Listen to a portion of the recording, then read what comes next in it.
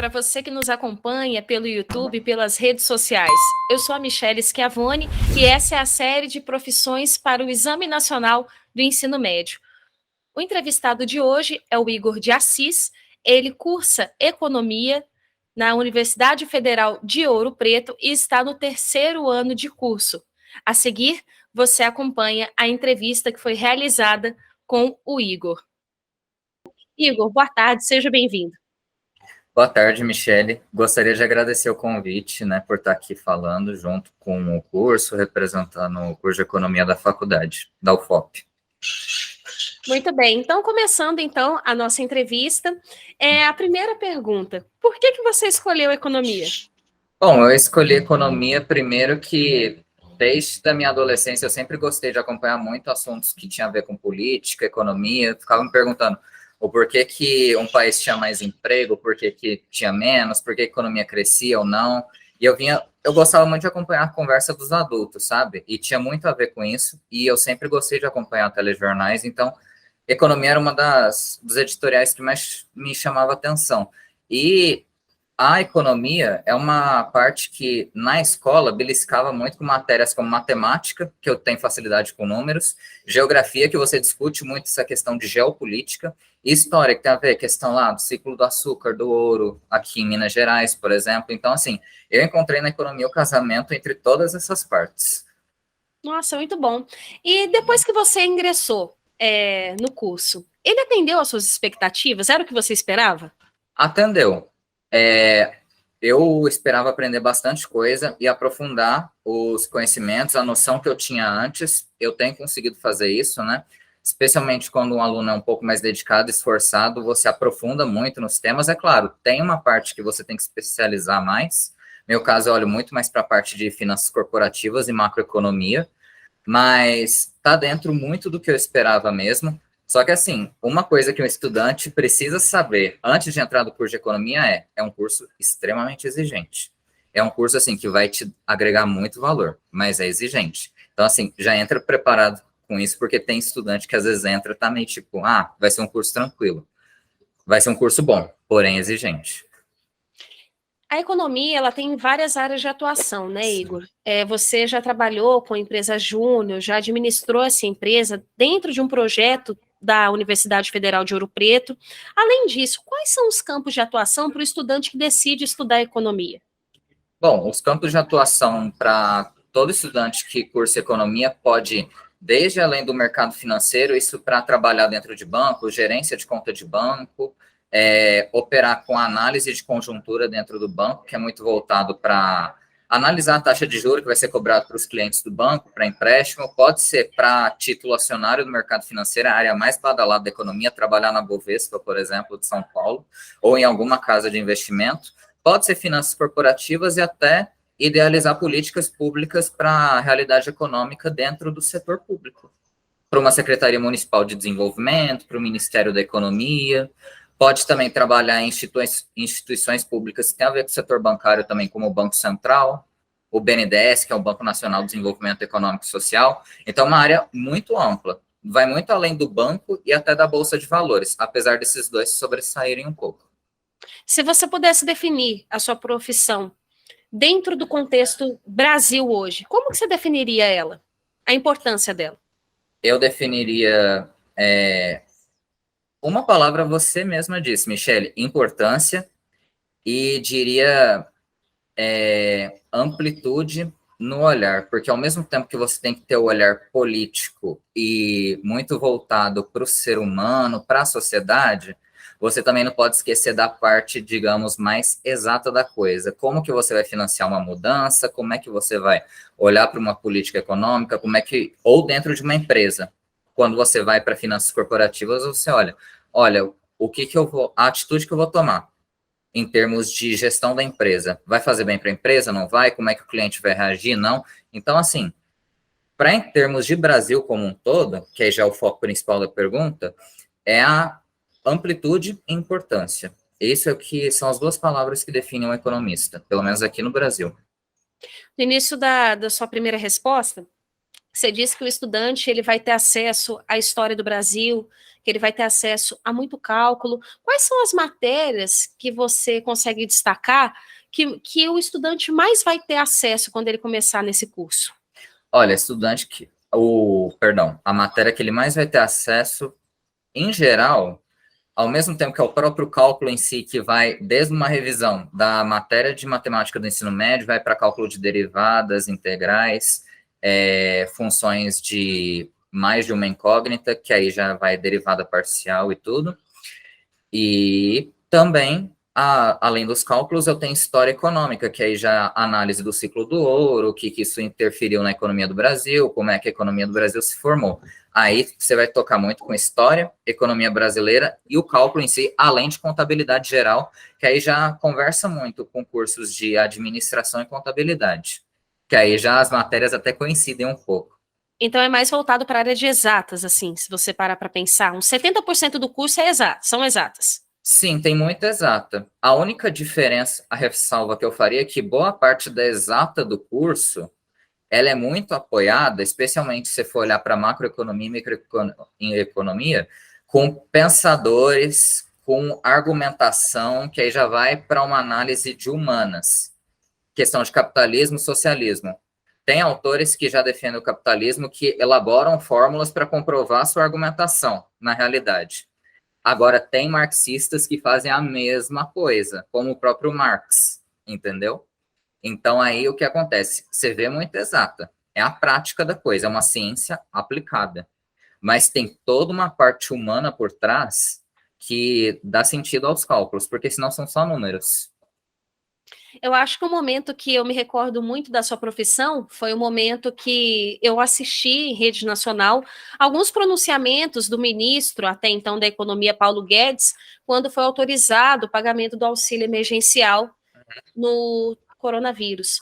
E eu percebi em alguns discursos do Paulo Guedes essa mediação que você disse mesmo, que é sempre avaliar a necessidade do povo, mas também as contas públicas. A gente vai conseguir arcar Exatamente. com isso? Como a gente vai fazer isso? Então, para você, estudante que está assistindo, nós agora no YouTube, esse é um exemplo de economia, para você poder entender como que funciona, como ela media tanto o interesse quanto o outro, por que ela estuda o capitalismo, também o socialismo, para ela poder ter uma visão, como que a gente poderia definir, Igor? 360 graus? Daria, sim. A gente sempre tenta incluir o máximo de realidades possíveis, por quê? Porque a gente sabe que, inclusive até dentro da economia, a gente tem uma palavra muito cabal que é o depende. Muitas pessoas fazem uma pergunta tipo, o que você acha? Você acha que a economia com tal governo ou daqui para amanhã, aliás, para amanhã não, né? Daqui para os próximos meses vai melhorar? Olha, depende. Por quê? Porque depende, por exemplo, taxa de juros, depende de finança pública, depende de empresa, depende de expectativa de investir lá na empresa, lá na gestão corporativa, depende de bolsa de valores, ou seja, tem todo um rol de situações na realidade que a gente não pode falar assim, olha, não, vamos pegar só um e vamos considerar só esse. A gente não tem condição de se dar esse luxo. Eu percebo também que a economia, ela pode mudar tudo dentro de um país, por isso que é tão Sim. importante o curso, né? Por isso que a maioria das pessoas que fazem economia trabalham em setores públicos. Mas eu queria que você contasse um pouco para o pessoal que está nos assistindo, como foi o seu preparo de vestibular? O que você fez para conseguir passar? O meu preparo de vestibular, primeiro, eu foquei muito nas provas e nas faculdades que eu gostaria e tinha como dizer, que eu olhava muito a nota do IGC do MEC, olhava a folha RUF, olhava basicamente os locais da faculdade, de acordo com o que eu queria, do curso de economia, e via, olha, tem uma avaliação legal, de boa para muito boa, ou ótima, então vou olhar os pré-requisitos dessas faculdades, porque às vezes a faculdade ela muda um pouco o método de avaliação, especialmente se for prestar para uma FGV de São Paulo, ou às vezes uma USP, que são vestibulares paralelos ao Enem. O Enem é o principal, é o que tem mais vaga, é o que dá mais entrada, mas tem esses outros também, Unicamp, Unesp, enfim. Isso com base no estado de São Paulo, que foi onde eu estudei. Mas eu focava muito nas matérias que eu via que encaixava mais com a parte da economia. Como eu citei muito lá atrás, por sorte era a área que eu já gostava, matemática, história e geografia. Aí o que aconteceu? Eu percebi que eu tinha um perfil misto. Ao mesmo tempo que eu puxava muito para o número, eu investi e estudava muito matemática. E também puxava muito para o lado de humanas sociais, que mexe com história, geografia, até um pouco de política, e ficava muito atento a atualidades. Por quê? Porque a atualidade tem muito a ver com notícia econômica, muita decisão é tomada com base em notícia. Às vezes, um boletim Focus que é soltado pelo Banco Central, que vai na Bolsa de Valores, às vezes é um pronunciamento do ministro da Economia. Então, o que acontecia? Eu ficava muito atento às notícias, não só por uma questão de tema de redação, mas também para responder muita pergunta de história e geografia, que cai, muita atualidade, e matemática, que puxava bastante, e português, detalhe, português e inglês têm importância marginal, mas também tem uma importância interessante. Por quê? Porque no curso de economia, como você trabalha com humanas também, tem que escrever artigo e tudo, você tem que saber escrever bem. Então, assim, dê foco para as disciplinas, por exemplo, que são mais requisitadas, mas não abandone as que não têm, entendeu? Mas você tem que elencar prioridades, porque o estudante no Enem não vai ter tempo para olhar exatamente tudo com a mesma qualidade e com a mesma calma. Nós sabemos que o processo até a aprovação, ele é árduo, ele é difícil, ele tem altos e baixos. Queria que você descrevesse como foi a sua experiência depois de passar por todos os processos de aprovação. Como foi o dia que você descobriu que você foi aprovado na Universidade Federal de Ouro Preto? Descreve para mim a sua experiência. Minha experiência, bem, eu fiz a prova do Enem em 2018, passei para o segundo semestre de 2019 aqui na UFOP, eu esperei 6 meses, né? Estava esperando rodar a lista de espera e também aqui na UFOP eu me inscrevi no segundo semestre. Assim, foi uma experiência bem árdua, mas é uma dedicação assim e bate uma sensação de dever cumprido quando eu vi que fui aprovado. Foi uma sensação muito boa que eu vi, que eu pensei, bom, eu passei, eu consegui o que eu queria, que era passar logo em seguida o ensino médio, não ficar mais que um ano parado, por exemplo. Mas se acontecer, não tem problema. Não depende só de você, depende dos seus concorrentes também, que vão entrar no vestibular. Especialmente faculdades ultra concorridas. Então, assim, se não passou logo no início do ano, tenta no meio do ano. Se não tenta no meio do ano, vai para o final do ano, pode fazer o Enem de novo. Então, assim, desistir, não acredito que seja uma opção. Isso eu tinha para mim. Se eu não conseguir, tento de novo. Segundo ponto, a minha experiência, árdua, sim, mas é questão muito de disciplina, de você pegar, estudar e ter um propósito. Olha, eu realmente sei o que eu quero, eu sei o que eu quero para o meu futuro, eu tenho a sensação que eu escolhi o curso que tem a ver comigo. Então, assim, essa questão de ser árduo ou não faz parte do jogo. Você simplesmente se planeja e toca em frente.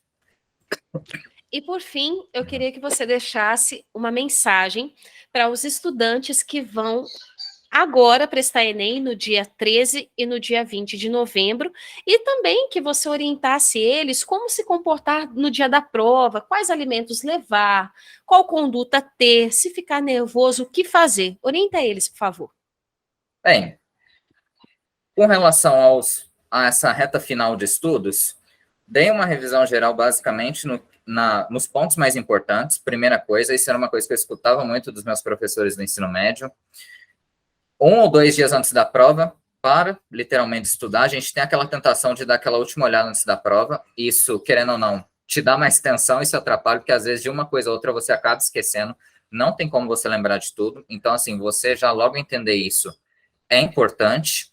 E outra coisa também que cabe muito para o estudante lá na hora de fazer a prova é: mantenha calma, comece pelas questões que você sabe primeiro, que você se sente mais confortável de responder, para você se cansar menos. A redação, não deixa por último, porque você vai chegar no final da prova já cansado. O Enem é uma prova de 180 questões, dividindo em 2 dias, porém, ainda assim, 90 questões por dia, e no segundo dia ainda tem a redação, então não é bom deixar a redação por último. Nervosismo, é normal ter um pouco, mas uma coisa que eu fazia que me ajudava era: tomava uma água, pensava numa música que eu gostava muito, geralmente uma música mais calma. Eu particularmente gosto de música clássica, então me dava uma acalmada, ia no banheiro, de preferência no início da prova também, para eu não ficar preocupado de eu estar apertado no meio da prova e perder tempo de ir no banheiro e voltar, porque no Enem você tem que levantar a mão para o fiscal. Ele vem na sua carteira e te leva no banheiro e depois te traz. Então, esse é um tempo também, uma coisa que você tem que ficar esperto. E se alimentar bem. Detalhe, evitar comida muito pesada no almoço antes de ir para a escola fazer a prova. Por quê? Porque se você come, por exemplo, uma feijoada, que é maravilhosa, o teu corpo pesa, você dá aquela sensação de sono, e fazer prova com sono atrapalha muito seu rendimento. Então, é uma coisa assim, que são feelings assim que você vai tendo e que são muito bons de você ter, e que faz diferença no seu desempenho, além da tua bagagem acadêmica. Igor, eu queria agradecer a sua participação. Nós vamos encerrar agora a nossa entrevista. A todos vocês que nos assistem aqui via YouTube, Instagram e Facebook, fiquem atentos, pois além de economia, além de nutrição, teremos também entrevistas com estudantes de medicina, direito, engenharia, entre outros cursos que são bem disputados no Exame Nacional do Ensino Médio. E a gente fica por aqui.